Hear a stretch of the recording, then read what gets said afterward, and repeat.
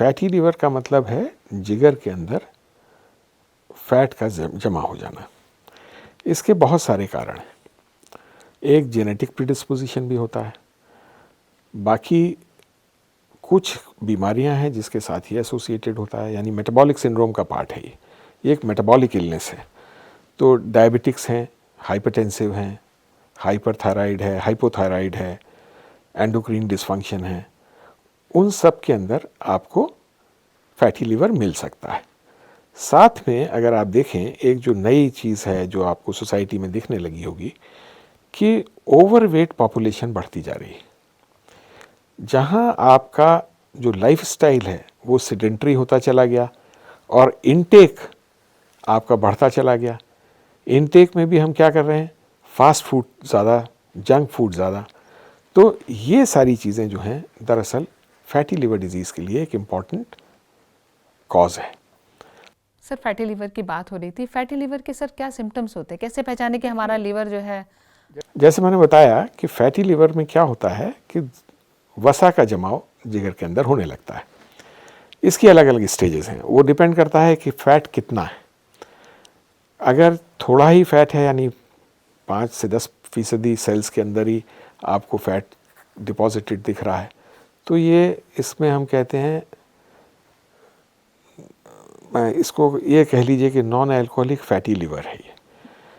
जब हम इसकी अगली स्टेज जाती है, जब लिवर के अंदर फैट बढ़ने लगता है तो कुछ कोशिकाएं टूटने भी लगती हैं। जब सेल्स टूटेंगी तो लोकल इन्फ्लेमेशन होगा। वो स्टेज आती है जिसमें हमारा जो पहली स्टेज मैंने बताया कि सिर्फ फैट का डिपोजिशन है, उस सूरत में आपको ये दिखेगा कि अगर आप उसका लिवर फंक्शन टेस्ट कराएंगे तो वो नॉर्मल होंगे। लेकिन जब कोशिकाएं टूटेंगी तो वो एंजाइम्स जो लिवर के सेल्स के अंदर होते हैं वो ब्लड में आते हैं, तो आपको SGOT SGPT जिसको हम लिवर का टेस्ट कहते हैं वो हो सकता है बढ़ा होगा वो। तो जब ये इन्फ्लेमेशन लिवर में होने लगता है तो हम इसको बोलते हैं स्टीएटोहेपेटाइटिस, यानी फैट भी डिपॉजिट है और हेपेटाइटिस भी हो रहा है। तीसरी स्टेज इसी के साथ जब आपको चोट लगती है, जब चोट लगती है तो आप देखते हैं जब हीलिंग होती है तो वहाँ खुरंट बन जाता है। तो इसी तरह से अगर जिगर में बार बार चोट होती रहेगी तो वहाँ पे हीलिंग होगी, तो वहाँ फाइब्रोसिस भी होने लगेगी, यानी उसकी स्कार बनने लगेगा। तो ये वो स्टेज होती है ये आगे चल के ये जब स्कार ज़्यादा बनेगा, फैट ज़्यादा डिपॉजिट होगा, तो यही बहुत ज़्यादा स्कारिंग अल्टीमेटली सिरोसिस की तरफ ले जा सकती है। और सिरोसिस की स्टेज के अलावा लगातार इन्फ्लेमेशन अगर बना रहता है लिवर के अंदर और फैट भी बना रहता है तो इसमें बहुत रेयर है, कॉमन नहीं है, लेकिन हाँ इसमें आगे चल के जिगर का कैंसर भी हो सकता है सिरोसिस के बाद। तो ये सारी सिचुएशंस हैं। आपको नॉन अल्कोहलिक फैटी लिवर भी दिख रहा है, स्टीएटोहेपेटाइटिस भी दिख रही है, फाइब्रोसिस भी दिख रही है, सिरोसिस भी दिख रही है, और हो सकता है आगे चल के कैंसर भी बने। तो ये अलग अलग स्टेजेस इस डिज़ीज़ की होती हैं। जैसे मैंने बताया कि आपको इसके बहुत सारे जो कारण हैं वो अनुवांशिक कारण भी हो सकते हैं, जेनेटिक प्रीडिस्पोजिशन होता है, हाइपरलाइपिडीमिया, हाइपर ट्राइग्लिसराइडीमिया, थायराइड के डिसफंक्शन, डायबिटीज़, हाइपरटेंशन, ये सारे इसके साथ एसोसिएटेड हैं, एसोसिएशन इनके साथ होता है। कई बार बहुत सारी दवाइयाँ ऐसी होती हैं जिनसे कि फैटी लिवर डिजीज़ होता है, तो वो भी होता है। तो हमको ये तय करना होता है कि फैटी लिवर किस वजह से है, वो एक बार मालूम पड़ जाता है, फिर हमको टेस्ट करके देखना होता है कि वाकई में लिवर में इससे लिवर की कोशिकाओं को कुछ नुकसान अभी हो रहा है या नहीं हो रहा है। तो एक टेस्ट तो होते हैं वजह जानने के लिए, और इसके बाद सिवियरिटी असेसमेंट हम करते हैं। आजकल अगर हमें देखिए तो जो सबसे कॉमन टेस्ट जो बताया जाता है, लिवर फंक्शन टेस्ट बताया जाता है और एक फाइब्रो स्कैन बताया जाता है। तो FIB-4 या फाइब्रो स्कैन से हम कितना फैट है और कितनी फाइब्रोसिस है ये दोनों चीज़ें मालूम कर लेते हैं। अब इसका करने का फ़ायदा ये है कि हम इसके बाद जो भी इंटरवेंशन दे रहे हैं या जो भी हम दवा उसके लिए कर रहे हैं या जो भी हम उसमें लाइफस्टाइल चेंजेस बता रहे हैं, वो उसका असर कितना हो रहा है ये हम देख सकते हैं आगे चल के। तो फैटी लिवर के पेशेंट जनरली जो आते हैं बड़ा वेग से सिम्टम्स लेके आते हैं कि हमको ड्रैगिंग सेंसेशन है या पेन है राइट साइड में अपर एब्डोमेन में, और बाकी कोई सिम्टम्स तब तक नहीं आते जब तक कि लिवर की सेल्स टूटना ना शुरू हो जाए। मोटे तौर पे लिवर चूंकि इनलार्ज्ड है, वो उसका कैप्सूल स्ट्रेच करता है, थोड़ा सा पेन होने लगता है, इसके अलावा और कोई सिम्टम्स नहीं होते। लेकिन आप उनके बाकी जो चीज़ें हैं, बाकी फैक्टर्स जो इसके साथ एसोसिएटेड हैं, उनके बाद अगर आप उनको इन्वेस्टिगेट करते हैं तो पाते हैं कि उनके अंदर फैटी लिवर है। तो मेटाबॉलिक कंडीशंस के साथ जैसे मैंने बताया, अब आपके पास आता है डायबिटिक पेशेंट आता है, हाइपरटेंसिव आता है, और आपने अल्ट्रासाउंड देख कर आया, अल्ट्रासाउंड पे उसमें फैटी लिवर दिखने लगा। तो ये सारी चीज़ें जो हैं, ये इसमें कोई सिम्टम्स एज सच नहीं हो सकते हैं, वो एसोसिएटेड कंडीशंस हैं, उनके सिम्टम्स के साथ भी पेशेंट आ सकता है। और अकेले फैटी लिवर से कोई बहुत ज़्यादा वैसे सिम्टम्स नहीं आएंगे। लेकिन हाँ, जब ये डिजीज़ प्रोग्रेस करती जाती है और सिरोसिस की स्टेज तक चली जाती है या सिग्निफिकेंट फाइब्रोसिस की स्टेज तक चली जाती है, तो उसमें उस बीमारी के लक्षण आने शुरू हो जाते हैं, यानी लिवर सेल डिस्फंक्शन के लक्षण आने से शुरू हो सकते हैं।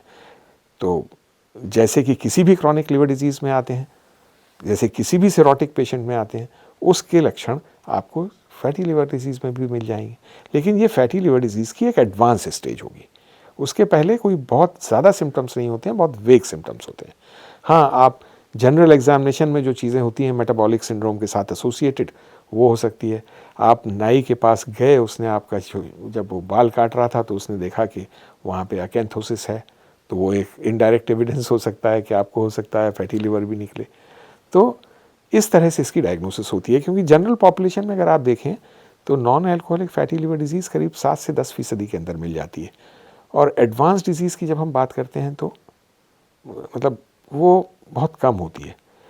तो कई जगहों पे नैश जो है, मतलब सबसे ज़्यादा fatty liver disease up to 20% भी मिल सकती है, और सिग्निफिकेंट डिजीज़ है जिसको हम स्टेटोहेपेटाइटिस बोलते हैं, स्टेटोहेपेटाइटिस का परसेंटेज और कम होता है, वो 6 से 7% में ही मिल सकता है। कुछ एरियाज़ हैं इस मुल्क में जहाँ ये बहुत ज़्यादा है, पंजाब में बहुत ज़्यादा है, जो वहाँ की सीरीज़ हैं। अब मोटापा ही ज़रूरी नहीं है, एक और एंटिटी जिसको हम बोलते हैं जो डिस्क्राइब की गई है इंडियंस के अंदर, वो लीन नैश, यानी वो दुबले पतले भी होते हैं लेकिन उनकी एब्डोमिनल गर्थ ज़्यादा होती है, उनके अंदर भी हमको ये लीन नैश मिल सकता है। तो ये इसके एज सच कोई बहुत, जैसा आपने कहा कि कई बार ये एक्सीडेंटली डिटेक्ट होता है। अल्ट्रासाउंड किसी और चीज़ के लिए कराने गए थे, उसमें मालूम पड़ गया कि फैटी लिवर है। तो जो सिम्टम्स हैं इसके बहुत ज़्यादा कोई स्पेसिफिक सिम्टम्स नहीं है कि ये है तो ये फैटी लिवर ही होगा। तो सर करें क्या? अब लिवर फैटी है, हाँ, क्या करें? हाँ, अब ये आपने जो सवाल बताया, जैसे मैंने कहा कि ज़्यादातर ये मोटापे के साथ एसोसिएटेड है, तो हम जो सबसे पहली चीज़ बताते हैं ये देखते हैं कि पेशेंट का वेट कितना है। मोटे तौर पे आपकी हाइट अगर हम कहें कि 170 सेंटीमीटर है या 160 सेंटीमीटर है, तो उसमें से 100 माइनस कर दीजिए, जो बचा वो आपका वेट होना चाहिए। तो पहली चीज़ जो होती है, फर्स्ट एंड फॉरमोस्ट, मोटापे की सबसे बड़ी वजह क्या होती है? या तो हम इनटेक ज़्यादा कर रहे हैं कैलोरीज़ का और यूटिलाइज कम कर रहे हैं, तो ये कैलोरीज इकट्ठी हो रही। ये तो हमें दो चीज़ें करनी है, इनटेक कम करना है और एक्सरसाइज बढ़ानी है। तो पहली चीज़ ये है कि हम किन चीज़ों को अपने खाने से कम करें और वज़न को कम करने में और क्या कर सकते हैं। तो रॉ शुगर यानी मिठाइयाँ, कोल्ड ड्रिंक्स, पेस्ट्रीज़, आइसक्रीम, ये सारी चीज़ें हमको अपने उसमें से निकाल देनी चाहिए खाने से। और हरी सब्जियां, प्रोटीन्स ये ज़्यादा लें। अगर हम कार्बोहाइड्रेट्स को कम कर देंगे तो ये फैटी लिवर को कम करने में मदद करेगा। दूसरी चीज़ एक्सरसाइज। जनरली हम लोग बताते हैं कि minimum 45 minutes to 1 hour exercise every day, और कम से कम हफ्ते में 7 दिन में कम से कम 5 दिन ज़रूर करें। और ये एक्सरसाइज हर किस्म की एक्सरसाइज, एरोबिक और स्ट्रेचिंग एक्सरसाइज एंड जो आइसोमेट्रिक एक्सरसाइज होती हैं, ये एक्सरसाइज ज़रूर करें ताकि उससे हमारा वज़न कम हो। इनटेक कम, एक्सरसाइज ज़्यादा, ये करना बहुत ज़रूरी है। और जनरली हम लोग अपने मरीज़ों को बताते हैं कि आप जितना वज़न है वो टारगेट ये होना चाहिए कि तकरीबन 5 से 10% वज़न आपका 6 महीने के अंदर कम हो, यानी ग्रेजुअल वेट लॉस। अगर आप 10% अपना वज़न कम कर लेते हैं तो फैट की मात्रा लिवर में से बहुत सारी मोबिलाइज हो जाती है, फैट बहुत कम हो जाता है, इम्प्रूवमेंट हो जाता है। तो ये 2 कॉर्नर स्टोन है, डाइटरी मैनिपुलेशन जिसमें कार्बोहाइड्रेट कम करना है, रॉ शुगर हटानी है, एक्सरसाइज, वेट रिडक्शन। इसके अलावा जो एसोसिएटेड कंडीशंस हैं उनको ट्रीट करिए। अगर हाइपर ट्राइग्लिसराइडीमिया है, हाइपर लिपिडीमिया है तो उसको ट्रीट कर सकते हैं। और एक वजह ये होती है कि जो डिजीज़ के प्रोग्रेशन में ये देखा गया कि जो सेल्स होती हैं उनके अंदर ऑक्सीडेटिव स्ट्रेस हाई होता है, तो हम इसमें एंटीऑक्सीडेंट्स देते हैं। और एंटीऑक्सीडेंट्स में विटामिन ई का रोल देखा गया है, तो विटामिन ई हम दे सकते हैं इन पेशेंट्स में, लंबे टाइम तक दे सकते हैं।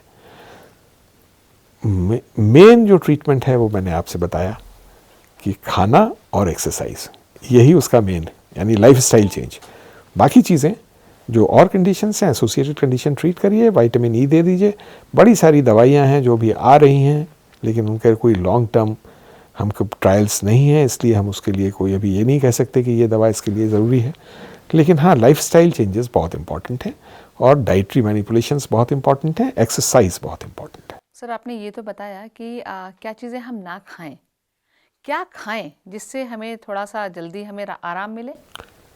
बताया ना कि आपको green leafy vegetables, healthy food जो रोज़मर्रा में घर में खाना खाया जाता है वो खाएं, कम घी में बनाएं। खाना आप सब खा सकते हैं, सिर्फ मैंने कहा ना कि जिसमें कार्बोहाइड्रेट ज़्यादा है। अब फल भी हैं तो आप फल खाइए, कोई नुकसान नहीं है, लेकिन वो फल ना खाइए जिसमें सिर्फ चीनी है। जैसे आप अंगूर हैं, चीकू है, आम है, ये सब नहीं खाएं। और बाकी जिसमें फाइबर ज़्यादा है, फाइबर इंटेक बढ़ाएं और नॉर्मल खाना जैसे घर में बनता है वो खाएं। सर एक बैड कोलेस्ट्रॉल की बात होती है, एक गुड कोलेस्ट्रॉल है और एक बैड कोलेस्ट्रॉल है, ये क्या होता है सर? देखिए, वो हम लोग कहते हैं कि LDL and HDL, HDL protective होता है और LDL ख़राब होता है। फैटी लिवर डिजीज़ में भी मैं आपको यही बताऊंगा कि जो लिवर में फैट होता है, इसमें जनरली लोग इस फैटी लिवर डिजीज़ से नहीं मरते हैं, बहुत थोड़े से हैं जिनमें सिरोसिस होती है या जिनमें कोई और कॉम्प्लिकेशन होता है। दरअसल इनके अंदर, चूंकि ये मेटाबॉलिक सिंड्रोम के साथ एसोसिएटेड है, इनमें कार्डियक इवेंट्स ज़्यादा होते हैं। तो जो आपने बात कही, तो इसमें हमको कोलेस्ट्रॉल को ध्यान में रखना चाहिए। जब हम एक्सरसाइज करते हैं तो HDL का लेवल बढ़ जाता है, यानी ये प्रोटेक्टिव कोलेस्ट्रॉल है, ये बढ़ जाता है। जब हम खाने से शुगर और फैट हटाते हैं, जो हम वसा का प्रयोग भी कम करते हैं और शुगर हटाते हैं और एक्सरसाइज साथ में करते हैं, तो LDL कम हो जाता है।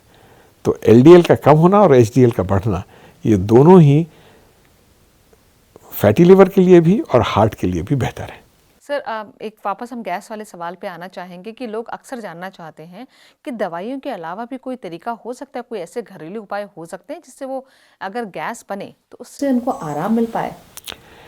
देखिए, गैस, मैंने आपसे पहले भी कहा कि गैस बनना दरअसल ये बड़ी एक कॉमन बात है और ज़्यादातर केसेस में जिसमें ये गैस की बात आती है, ये कई बार बहुत टेंस इंडिविजुअल्स होते हैं और उस समय वो एक्स्ट्रा एयर सॉलो कर चुके होते हैं, तो उनको काम डाउन करने की ज़रूरत भी होती है। उनको दरअसल हमको थोड़ा सा साइकोथेरेपी की भी ज़रूरत होती है, उनकी एंग्जाइटी की वजह को भी हमको जानना ज़रूरी है।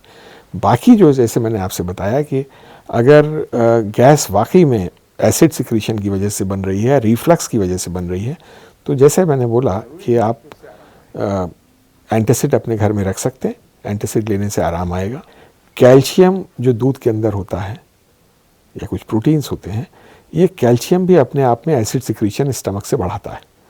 तो कुछ टाइम के लिए आपको सूदिंग इफेक्ट आ सकता है, लेकिन ज़रूरी नहीं है कि उससे आपकी गैस ठीक हो जाए। कुछ लोग दही पे भी जोर देते हैं सर। तो वो दोनों के साथ कैल्शियम जिसमें है, वो कैल्शियम दरअसल थोड़ा सा एसिड सिक्रीशन बढ़ाता है। तो ज़रूरी नहीं है, मैंने कहा ना कि कुछ लोगों को आराम आ सकता है, लेकिन ज़रूरी नहीं है कि उससे आराम आए। खान पान में बदलाव, अपने प्रॉपर स्लीप हो, प्रॉपर टाइम हो हर खाने का। ऐसा नहीं है कि आप लंबे लंबे टाइम फास्ट कर रहे हैं और फिर एकदम से हैवी मील ले रहे हैं। तो स्पेस करें अपने मील्स को। अगर आप 3 मील्स लेते हैं तो उनको 5 या 6 में डिवाइड कर लें। स्मॉल फ्रीक्वेंट मील्स लें, टाइम से लें, सोने से 2 घंटे पहले खाना खा लें। तो बहुत सारे ये सिम्टम्स जो हैं, यानी लाइफस्टाइल अपनी अगर आप बदल देंगे और फूड हैबिट्स बदल देंगे तो ये बहुत सारे सिम्टम्स अपने आप कंट्रोल हो जाएंगे। सर, आपके जवाब से एक सवाल और निकल के आता है कि कुछ लोग आमतौर पे ब्रेकफास्ट कई बार स्किप कर देते हैं या बहुत लंबे टाइम तक भूखे रहते हैं। क्या ये भी एक बहुत बड़ी हाँ, वजह है? ये तो नहीं करना चाहिए, नहीं करना चाहिए। आप अगर ब्रेकफास्ट लेते हैं, ब्रेकफास्ट लीजिए, लंच लीजिए, डिनर लीजिए, बीच में आप एक छोटा छोटा स्नैक बीच में भी ले सकते हैं, टी टाइम में भी ले सकते हैं। तो उतनी ही कैलोरीज को आप स्पेस कर दीजिए। जो जितना आप लेते हैं उसी को आप बजाय 3 की जगह 5 में बांट दीजिए। तो आपके ये सिम्टम्स जो हैं कुछ ना कुछ बेहतर होंगे ज़रूर। आपका बहुत बहुत शुक्रिया सर, इतनी अमूल्य जानकारी देने के लिए। और मैं उम्मीद करती हूँ कि जो हमारे लोग हमें देख रहे हैं, जो हमारे दर्शक हमें देख रहे हैं, उससे ये जानेंगे कि किस तरीके से आप फैटी लिवर या गैस या एसिडिटी की समस्या से राहत पा सकते हैं और आप इनके लक्षणों को पहचान भी सकते हैं और आप ये जान सकते हैं कि कब आपको डॉक्टर के पास जाना चाहिए और उनकी एक राय लेनी चाहिए, अपने टेस्ट कराने चाहिए। उम्मीद है आप इन बातों का ध्यान रखेंगे। आप देखते रहिए फिट रहे इंडिया।